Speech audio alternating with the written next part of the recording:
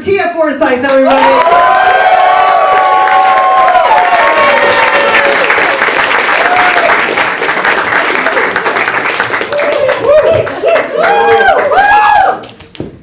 Guess I've been on HBO.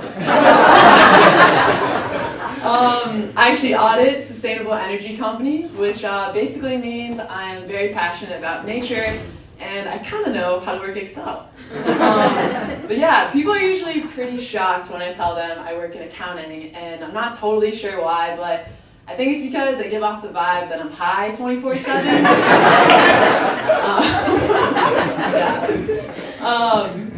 Yeah, accounting, wow. Anyway, alright, so I finally got the chance to listen to Taylor Swift's new album, The Tortured Poets Department. Any fans in the room? Yeah? Yeah, I actually really connected with this one. I almost felt like it was written about me, suffering through the release of her 48th album this year.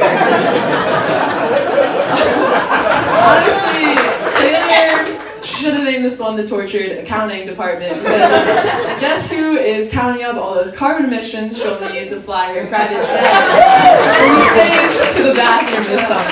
Yeah.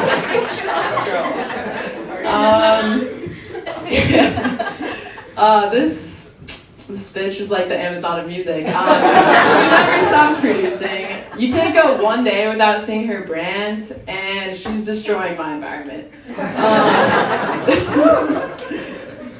Oh gosh, wow. Okay, it's just very. This is what she does to me. Destroying my environment. Okay. Anyway,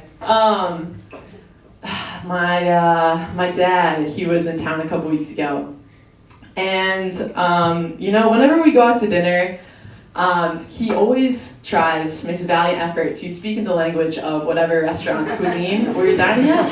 And this guy, he grew up in Pennsylvania. He has Scottish roots, and he could spend like 3 minutes in the sun and get a melanoma. And yet he kept saying "grazie" to our Hispanic waiter at a Thai restaurant in Flushing. He was also telling me about this street food tour he did and on his recent trip to Mexico City, and he was like, we tried blue corn tortillas, tamales, zapatos. And in my head, I was like, how many people have you told that you ate shoes? Next time he visits, it is the Times Square Applebee's only, not even Margaritaville is safe. There's a lot of health trends out there these days, but I'm not so sure if I agree with all of them.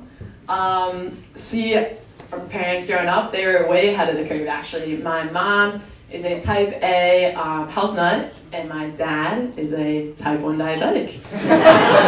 So finding a box of Lucky Charms in our house growing up would have been harder than finding someone with a pulse who has never heard the name Taylor Swift in their life. They even sent my brother and I to this school back in Ohio that, participated in a farm share program and composted, and they had meatless Mondays before it was cool. So when I heard, it's cool. When I heard that Kraft was, lobbying to get Lunchables introduced to the National School Lunch Program last fall, I was so excited. I don't know if you guys know this, but the main ingredients in Lunchables are actually lead, sodium, and cadmium.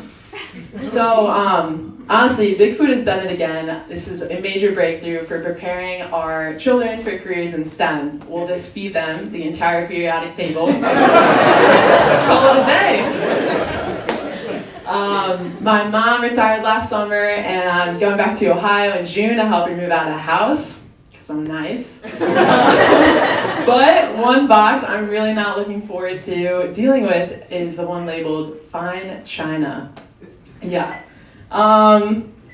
This box hasn't been touched in 10 years, and she insists she's keeping it for me, just in case, you never know. I am 24 years old, have never had a boyfriend, and this shit is a setting for 12. The last time I needed 12 of something was tequila shots just to work up the courage to flirt with a Tuesday night trivia host at Mad Dog and Beans. My roommate and I can't even sit at our current kitchen table without like knocking knees or smelling each other's breath. I swear this dusty old box of porcelain annoys me so much. I'm like, I would rather just sell the china, go to China, and see Taylor Swift. Thank you guys.